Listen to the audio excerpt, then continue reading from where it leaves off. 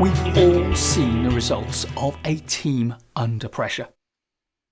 Relationships can become dysfunctional and the work starts to suffer.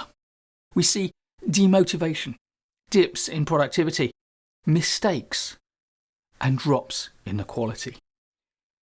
I want to explain what's going on when this happens and the solution.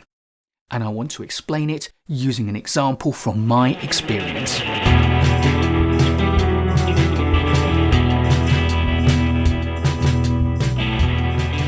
I was working on a large, high-profile project where everybody was working long hours and the days were getting just longer and longer. Everyone felt under pressure and that started to manifest itself as stress.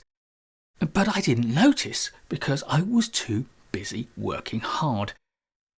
Until one of my senior colleagues suggested we go out for lunch. I didn't have a lot of time, but I decided it was a good idea to go out with him.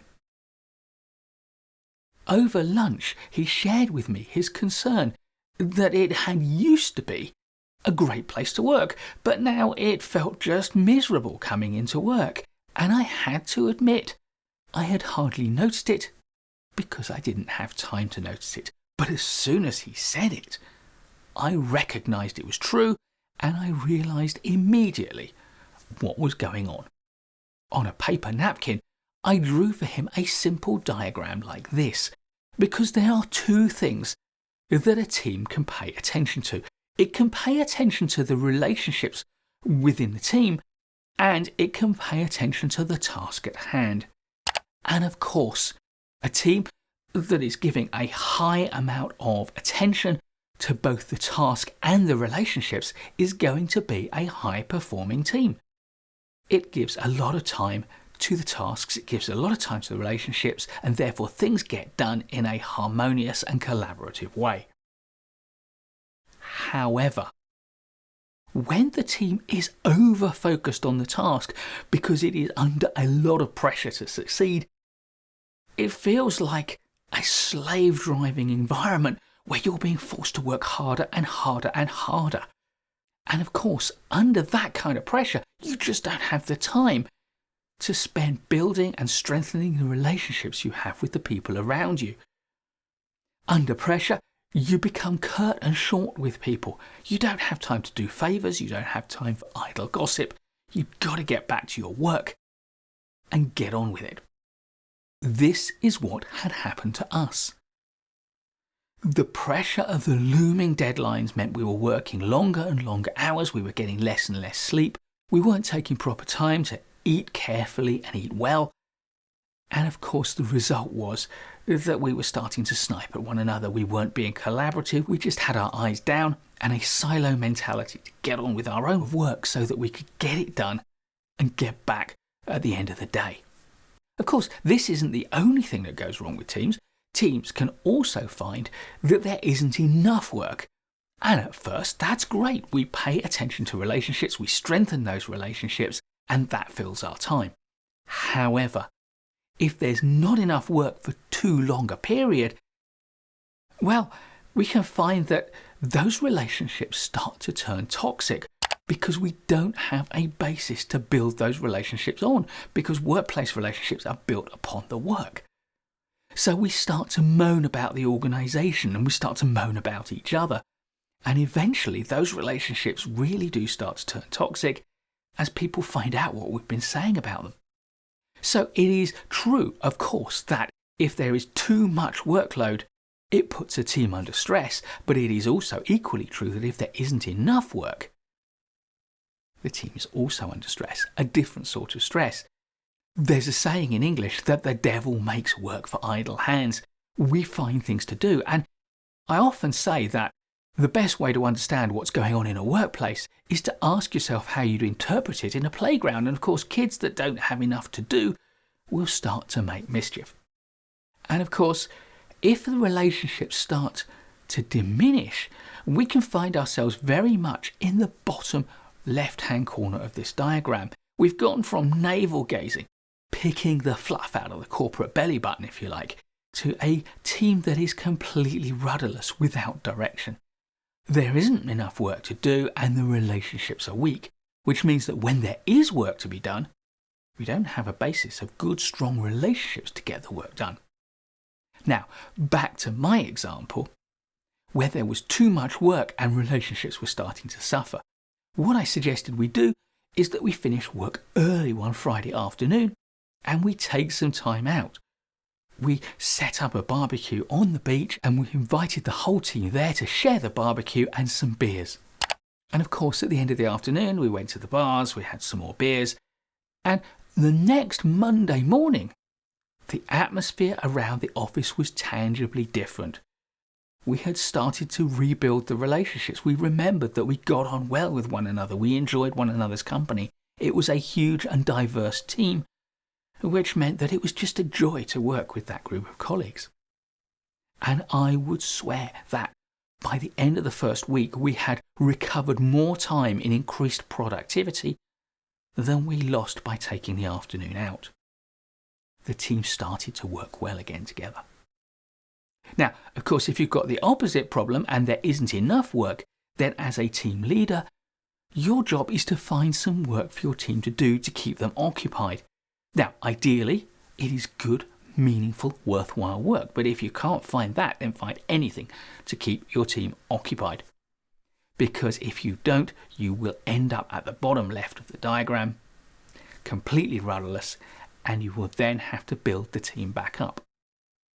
And of course, if you're going to do that, then the right way to do it is to start to build them up by giving them some work to do and help them to build the relationships through the work. Relationship building is not the first step in a team that has become completely rudderless. So, if you find your team under pressure, either because it has too much work or if it has not enough work, bear in mind this simple diagram and this simple assessment of what you need to do to move the team back to the high performance quadrant where the team is able to pay a lot of attention to both the relationships and the tasks.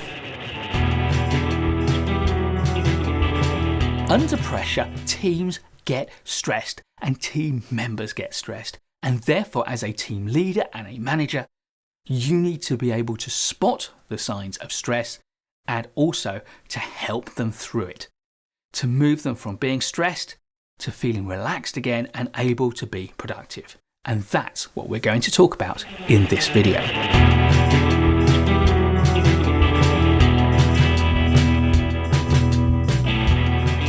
I'm planning a whole course on stress and stress management, so you'll need to wait for that for some of the more detailed advice.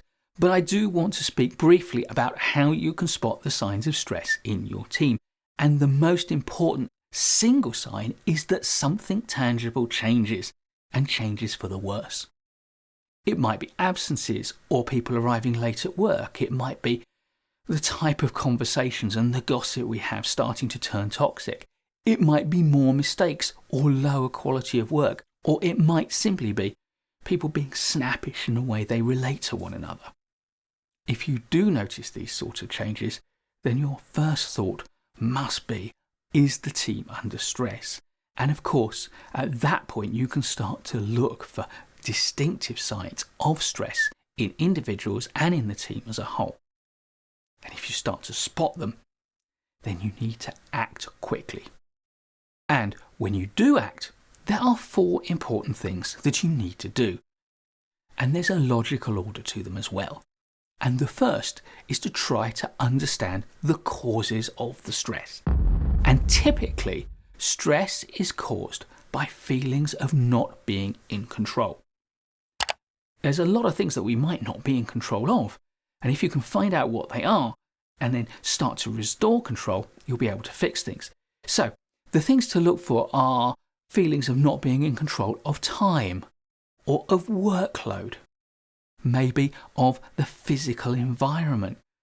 Maybe people feel that they're being put upon by the organisation and are not in control of the flow of information that's coming to them and demands that are made of them.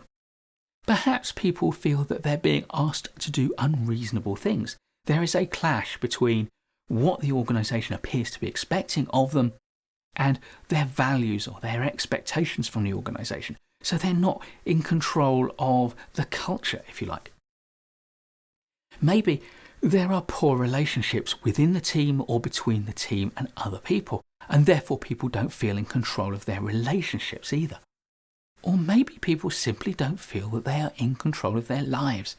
Too many choices are being made of them, and they don't have the capability of doing the things that they want to do. Assess the causes of stress, and then at step 2, you need to address those root causes, which is all about restoring control.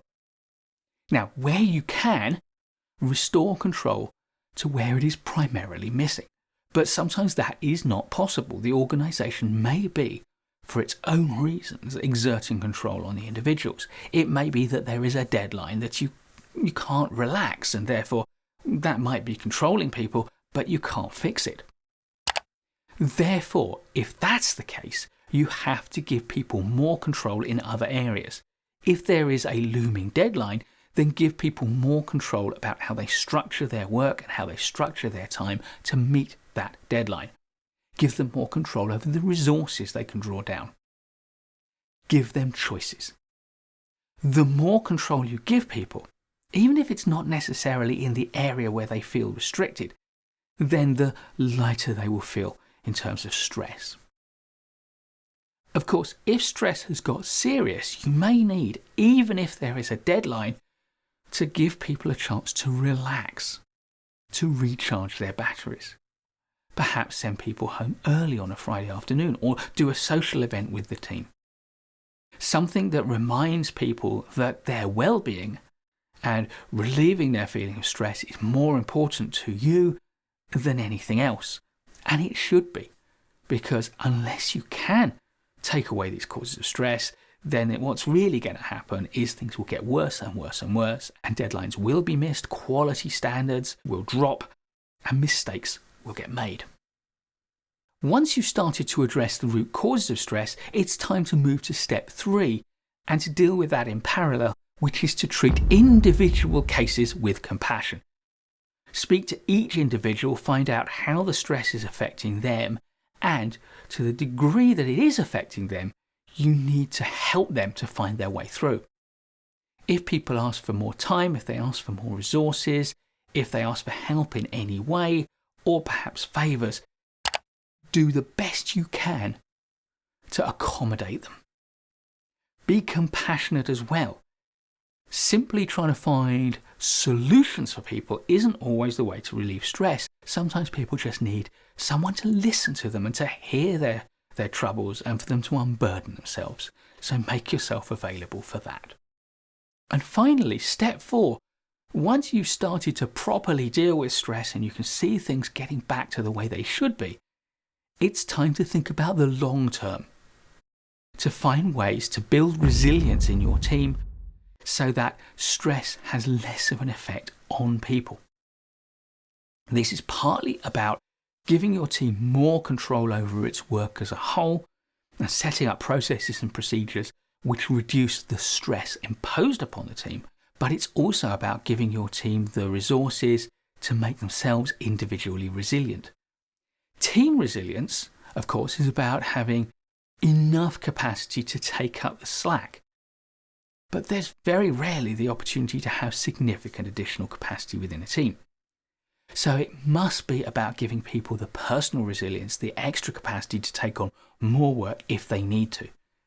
This is about helping people to understand the importance of rest and relaxation and good food and good exercise, making sure that they have the routines in their life that will make them as resilient as possible to stress.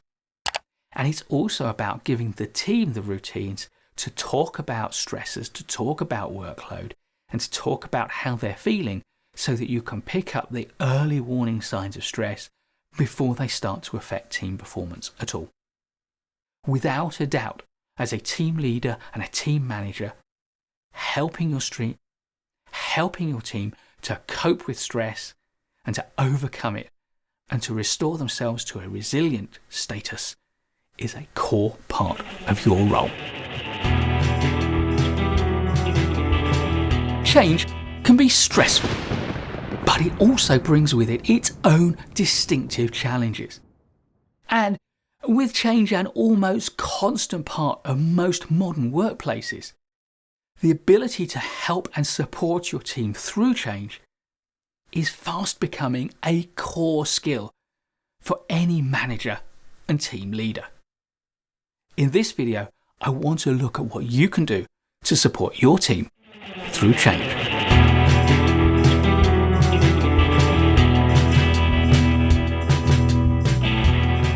Of course, one of the most useful things you can do if you're going to support your team through change is to understand how change works. But that is, I'm afraid, outside of the scope of this video, so I will put some links below in the description about how change works, and that will put into context the simple guidance I'm going to give you in this video, because it's drawn from a deep understanding of how change works. And if you've seen any of my videos on that, then you'll recognize the steps, which I'll highlight as we go through. Step 1 starts with the recognition that when change starts to happen, people don't often see the need for it. And therefore, to a certain extent, they deny it's even happening. So, of course, step 1 is about helping people to see the need for change. The reality is that most people aren't aware of the drivers for the changes that are going to happen in their organisation. They haven't seen the warning signs that senior management have seen. They're not aware of changes in legislation or changes in technology that are going to affect their work. And therefore, when the organisation starts to impose changes, their first response is, why? I don't see why we need to change. Therefore, you need to help them see what those drivers are. Otherwise, they will simply resist the change by refusing to engage with it. Make it clear to people what's causing the change and why it's a totally responsible thing for the organisation to do, to create these changes to respond to those external drivers. Now, once people recognise that change is necessary and it is going to happen, their responses tend to be emotional. They tend to get angry or upset or frustrated or bitter or simply scared. So step 2, of course, is to help people to deal with their emotional responses to change. And the worst thing you can do is to say, look, there's no point in getting angry. Don't get upset. It's not my fault. It's going to happen anyway. Because as soon as you tell someone not to get upset, not to get angry, not to be frustrated, not to be scared, it just amplifies their response. That is the wrong approach. The right approach, of course, is to give people the time to be angry, to be upset, to be scared, to be frustrated. So make time to listen to them. Let them express their anger. Let them express their upset, their frustration, and their fears. The more they talk through what's going on in their mind and in their emotions, the more they'll be able to process it and move out of the emotional stage into a more resilient, more rational stage when they can engage properly with the changes that are actually happening. Now people are rational, the third step is to help people to understand exactly what changes are going to happen and the reasons why they aren't appropriate. This is about finding all of your skills in explaining things and to listening to people as they express the bits they don't understand and respond patiently to help them to understand fully. Once they start to understand the changes, their next concern will be, what about me? So step 4 is to help them to explore the implications of the changes for them. How will the changes affect their particular situation? And what are the options that they have going forward? Explain to them the benefits for them. Explain to them the things that won't change or won't change very much, and be absolutely scrupulously honest about any disadvantages that the changes will create for them. Some people will come to embrace the changes. They will see that the advantages outweigh the disadvantages, or they will see that it doesn't make a great deal of difference to them, and they will be fine with it. They will explore what it really means to them, and then they will come to accept the changes. Others, however, will recognise that the changes overall will disadvantage them. Now they have a difficult decision to make. And your role at step 5 is to help them to make that decision by giving them whatever guidance, support that the organisation offers to help them to make that choice and to help them to thrive beyond the changes. And that choice may be a very difficult one. It may be to step away, to disengage with the organisation. The worst thing that can happen, of course, is that you end up with people staying in the organisation but feeling bitter and frustrated by the changes that have happened and resentful of the people who made them happen. So we can think about step 5 as being supporting the people who want to stay with training, support, guidance, coaching and mentoring, and step 6 as providing the support for the people who decide that the changes are not right for them and they need to make a bigger, more challenging decision. If the changes really aren't right for them, you need to help them to see that and explore what their alternatives really are. And often when organisations do make substantial changes, they do make allowance for this and recognise that they will have to help people through those changes. Change can be a hugely stressful time for everyone, and don't underestimate the impact it will have on you, not just on your need to support other people and the effects that will have on you, but on the fact that you yourself are going to be going through the same changes as your team will be going through. The only advantage you may have is that you might find out about it just a little bit earlier. But you will be working through the same emotional responses and thought processes as they are. With change as common as it is, you need to understand this stuff and you need to be prepared to support your team. And these 6 simple stages will help you do that. Teams don't always run smoothly. You can get conflict within your team and conflict between your team and other teams or outsiders. And as a team leader, it can therefore fall to you to support your team through this conflict. So in this video, I want to look at 3 ways that you can act to support your team through conflict.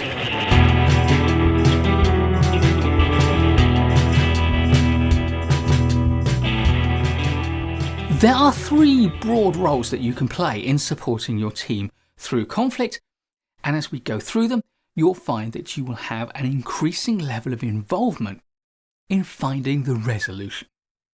And the first of these roles is what we might call the conflict coach. As a conflict coach, you're helping people to assess their situation for themselves, to assess it objectively and to identify the right solutions for them, to help them to put together their ideas and make their plans, and to reflect on how the conflict is evolving. Your role as a conflict coach is to help people to understand what's going on and to make choices that will work for them. The second role you can take is that of a mediator. The job of a mediator is to help the conflicting parties to properly hear one another, to engage properly, and as far as possible, to make objective assessments about what they believe and what the other party believes.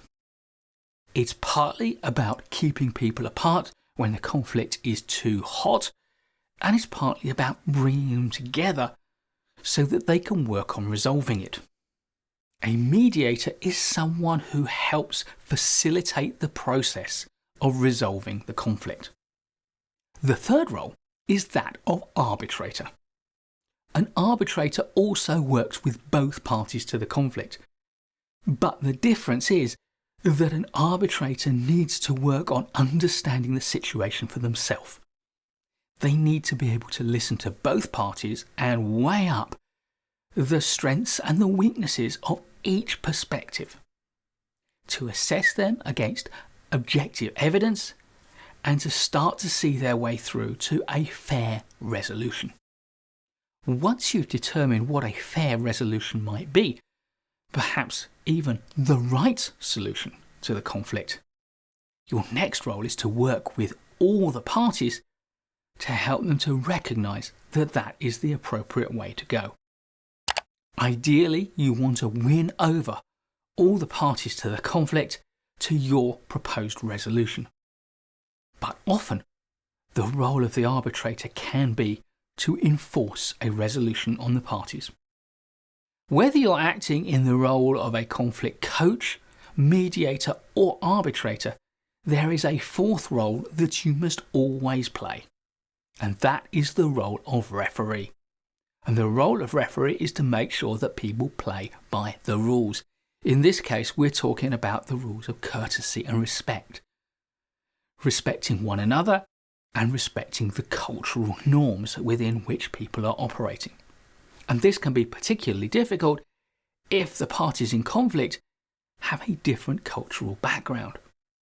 So, in order to act as referee properly, you need to start to appreciate the different cultural backgrounds and what the cultural norms are for each individual, because sometimes the conflict can arise from a mismatch in their understanding of one another.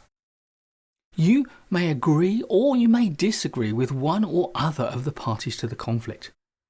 The primary responsibility you have, though, is to ensure that, right or wrong, they express their views in ways that are respectful and appropriate. You must not allow any of them to start to behave in ways that are disrespectful, abusive, or discriminatory, or in any other way inappropriate. And if they do, you've got to reflect your disapproval by offering an appropriate sanction for that. You must certainly call out all behaviours which are inappropriate and are leading to an escalation of the conflict based on behaviours rather than on an objective assessment of the situation. Even if you choose not to get involved in the conflict yourself as coach or mediator or arbitrator, I don't believe as a team leader you can ever duck the role of referee. If you do choose to get involved, then decide the right level of your involvement. The minimum involvement is to support the parties personally in understanding their own situation and making their own decisions. That can rise to facilitating the conversation or even to taking a position yourself and perhaps enforcing it. A big part of the way that I see my role as a team leader is supporting the development of skills, knowledge, and the talents of the people in my care. I need to support my team for learning, and that's what we'll talk about in this video.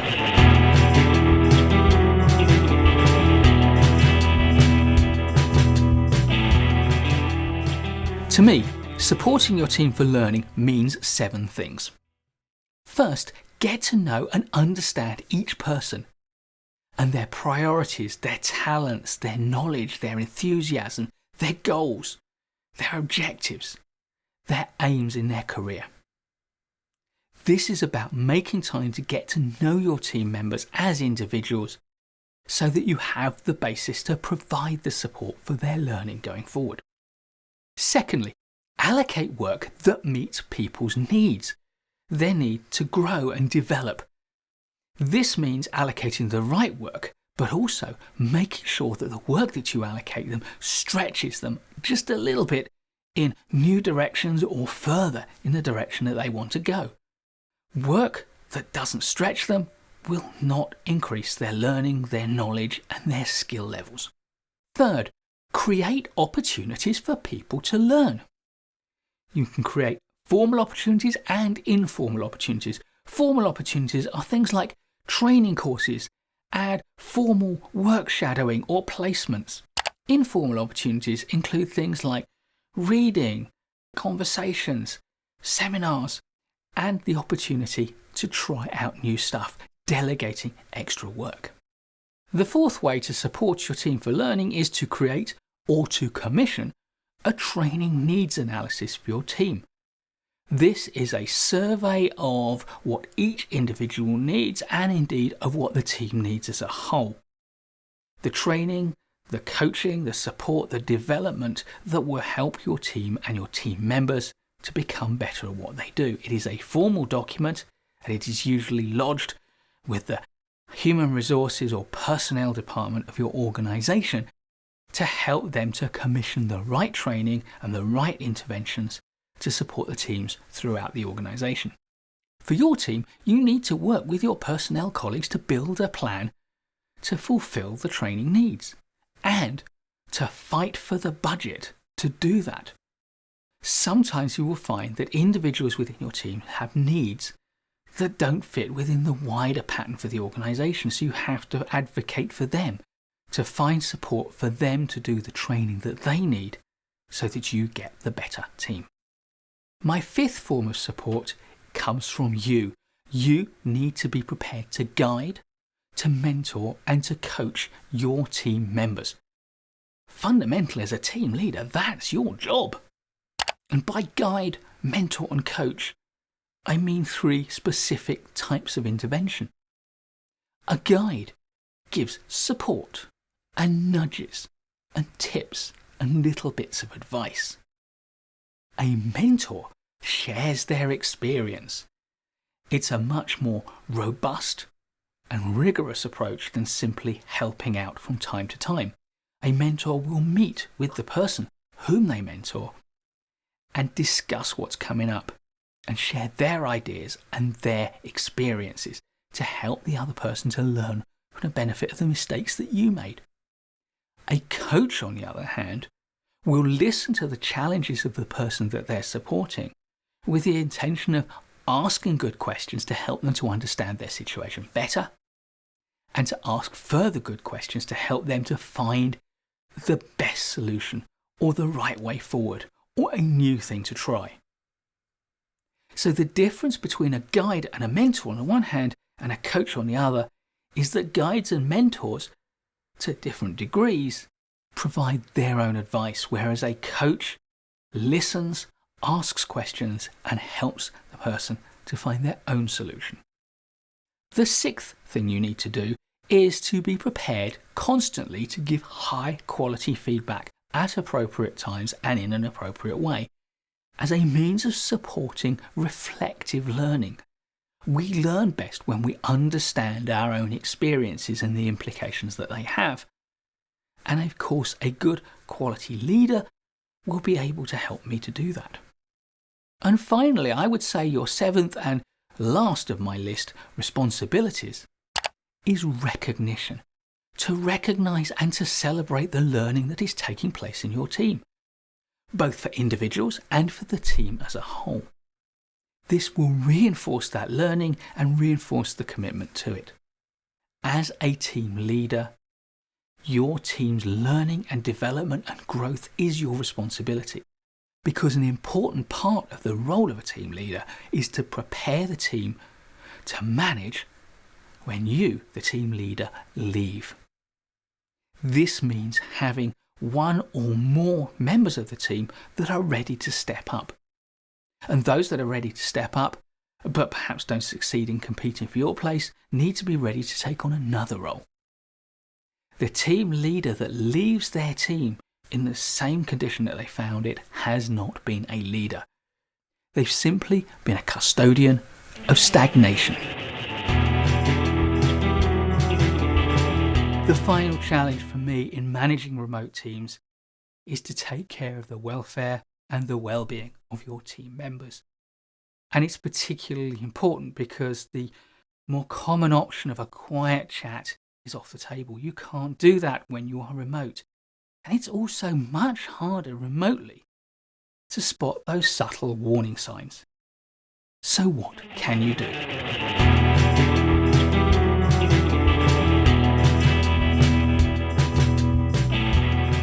I think that looking after people's welfare and well-being is the toughest part of leading a virtual team, especially when people start to feel themselves under pressure. And I don't have any easy answers because there aren't any. I do, however, have 7 simple tips to help you. The first is to remain observant. Take every opportunity to look to see if you can spot any changes in behaviour, in demeanour, in performance. Some of these will be insignificant, so don't jump on every tiny change, but as soon as you start to see a pattern, as soon as you start to be suspicious. It is possible that changes can be significant. Tip 2 is to monitor team morale as well. Look at the way that people interact with one another. Look out for the signs of fraying tempers or relationships breaking down. Third, constantly assess the load that you're placing on team members and the expectations you're putting on them. Are they reasonable? And are they having adverse effects on individuals? And fourth, take a real interest in every individual. Schedule regular one-to-one conversations. Make sure you allow plenty of time, and make sure both you and they are in a position where you can talk confidentially if you need to. Start it in a light-hearted manner, unless you've a reason not to, but be very sensitive to signals that you need to go a little bit deeper and change the tone of the conversation to a more serious one. Fifth, ask people to raise concerns. Obviously, invite them to raise concerns about themselves with you, but also ask them confidentially to raise concerns they might have about their colleagues. Don't discuss those concerns beyond getting the facts. Don't make any commitments to them, but build up a picture that will allow you to intervene if and when you see it as appropriate. Sixth, keep well-being on the agenda for your regular team checkpoint meeting. In every meeting, just ask if everybody's okay, if everybody's got any concerns, if there's anything on the horizon that people think may affect the welfare of the team or concerns them that it's going to be a stressor that you need to be aware of. And if in doubt, act proactively to head off any stressful situations or concerns that you might have about well-being. Be generous in helping people out. Offer people time off. Make it easy for people to ask for help when they need it. Because any loss in productivity that you have by being proactive in inviting someone to leave work early or take a personal day is going to be a far less disruption than if stress becomes an issue. It can affect morale, it can affect performance, it can have long-term impacts on the availability of team members. Plus, of course, if team members are aware that you have their welfare at the forefront of your mind and of your concerns, then they will trust you as a leader and they will work that much harder and more diligently for you. Contrast it with the opposite. If people really don't think that their welfare is of interest to you and that you're not prepared to go out of your way to relieve them of stress or to make life easy for them, then not only are they going to get more stressed, but they're going to feel they owe you less loyalty. I started this set of 8 challenges of remote team working with trust because it is absolutely fundamental and is what everything else is built upon. And I've ended it with welfare and well-being because this is the capstone. It is the one thing that if it goes wrong, everything will fall apart. So make everybody's well-being your primary concern. Please do give a thumbs up if you value this video. There'll be loads more great management courses content, so please do subscribe to the channel and of course hit that notification bell so you don't miss any of it. I look forward to seeing you in the next video, and in the meantime, keep learning.